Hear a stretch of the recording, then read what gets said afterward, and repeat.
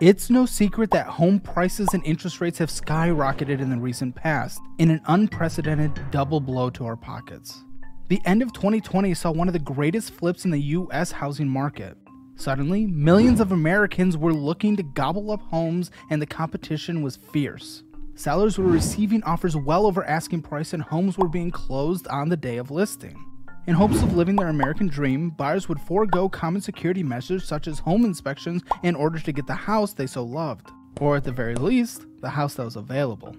And if you were a seller, you had every buyer around your fingertips, allowing you to skip the usual niceties and set the terms as you please. But over the next few years, homes would become incredibly costly and thus unaffordable for many Americans. But this couldn't last forever, right? Eventually, we'd see prices go back to normal and we'd all be singing Kumbaya in our new reasonably priced homes, right? But no. These prices saw no sign of turning around on their own. So much so that Jerome Powell and his friends at the Fed decided to take matters into their own hands. They were going to raise the interest rates and bring prices down themselves. Not just for the housing market, but for goods around the world. For prospective homeowners, this all sounded amazing. But the increase in interest rates didn't come with the decrease in prices that they were hoping for. Instead, the combination of high interest rates and a higher than average home cost left many Americans saddled with higher mortgage payments than ever before. For many, this increased the urge to pay off your home.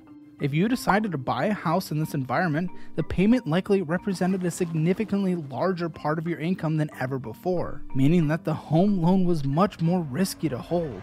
So whether you bought a home in 2020 or 2023, the question remains. Should you pay off your home loan early or should you wait and continue to pay the minimums? Let's tackle this by first looking at the potential benefits of paying off the home. We've all dreamed about it. There's a peace of mind that comes with being mortgage free. The thought of not owing hundreds of thousands of dollars to someone naturally comes with a sense of security. Even if we have the full amount in the bank, just paying it off takes a weight off our chest. No more paying the man, and if anything happens to us financially, at least we get to stay in our home rent-free. As we've paid off our home, this also frees up money to use for other investments and purchases.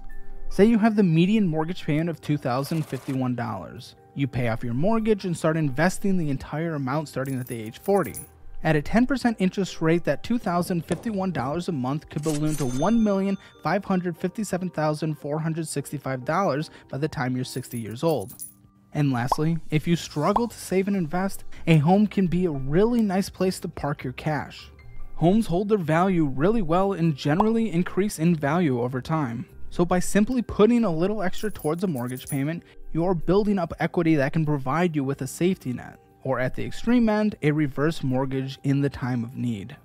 This all sounds great, but hold on, there are some negatives as well. First off, while there is a peace of mind associated with paying off your mortgage early, there is also a peace of mind that comes with having cash on hand. Say for example, you have put all of your extra money towards paying off your mortgage and you've just become mortgage free. This is super exciting, but as you're reaching freedom, disaster strikes. You lose your job and have no income. In this case, you can be grateful that you'll always have a roof over your head. But what about groceries, your children's school fees, and your other utilities including home repairs? You'll need to find the extra cash to pay for those ASAP. If you had the cash reserves either in investments or a high yield savings account, then it would be much easier to take care of those needs. You'll simply sell the asset or swipe the card and voila, you have cash. While you can technically pull out cash from a home via a cash out refinance, reverse mortgage, and other methods, this generally takes a long time and it won't be helpful if you really need the money now. On top of that, did you really pay off your home just to take out more debt in the future? Seems counterproductive to me. You could sell the home, but you still need a place to live. Unlike stock and cash holdings, real estate holdings are what we call illiquid. This basically means that it isn't easy to sell that asset and get the cash like we explained earlier. Generally, you want to start your savings and investing journey in more liquid assets and expand to illiquid assets when you have a higher net worth. The next major reason to reconsider paying off your home is that you're missing out on potential stock market gains. If you purchased your home before 2022, you likely came away with a really great interest rate below 5%, with many seeing interest rates below 3%. To calculate how much you're missing out by paying off your home, take your average gain and subtract it by the average interest rate you're paying annually. If the stock market returns 10% a year on average and the interest rate you're paying is 3%, then you're leaving a 7% return on the table. Even with interest rates above 7%, you're likely leaving around 3% on the table. This gets worse when you consider compound interest. Now, I won't dive deep into the concept of compound interest, but it suggests that those who start investing later in life take a massive hit on their earnings potential. Assuming a 10% annual rate of return, if you invest $1,000 starting at 30, by the age of 60, you'll have about $2.2 million. Now say you decide to throw extra money at your mortgage and start saving for retirement at 40.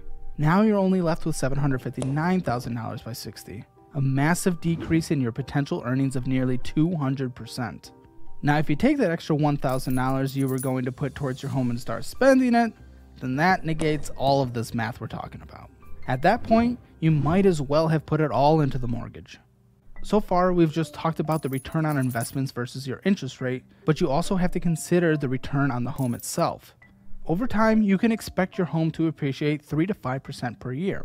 Similar to how the stock market returns cancel out the money lost from paying interest on your home loan, the yearly return on your home reduces the impact that paying interest would have as well.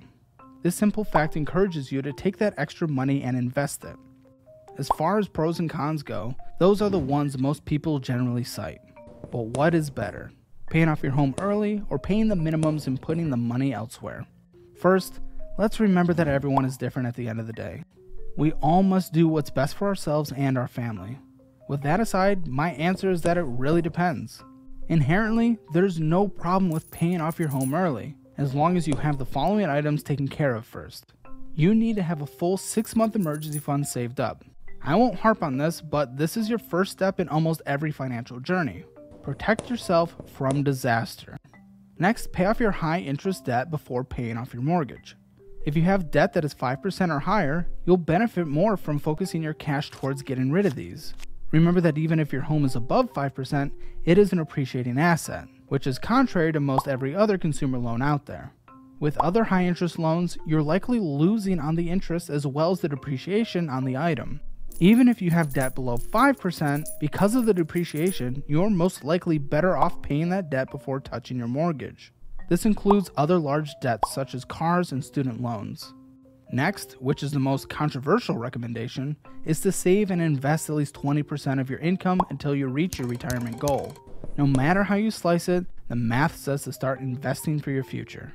Not only does investing allow you to grow your money and be prepared for retirement, but it provides you with a financial blanket if a rainy day comes.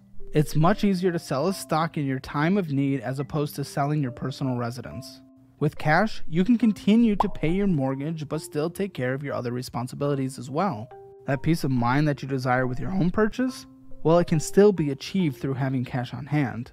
If you've gone through these steps, then and only then do we think the average American should consider paying off their mortgage early.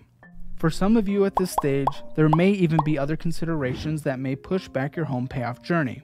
If you want to save for your children's college fund or buy a new car, for example, your cash is better put to work in those areas than it is trying to pay off your mortgage. Even after all of this, some of you may be thinking, "Sorry Caleb, I'm still going to pay off my mortgage." If that's you, then that's okay. You watch this video and I won't shame you for making an educated decision regarding your future.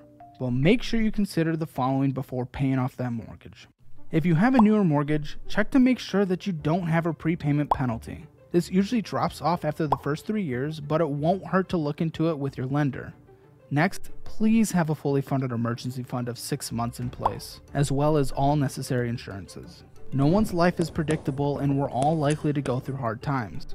The real question we should be asking is, will we be prepared when those times come? Make sure to check out all the links in the description below, as they are what I use or would use in specific situations. This also includes the best budgeting program in the history of the internet.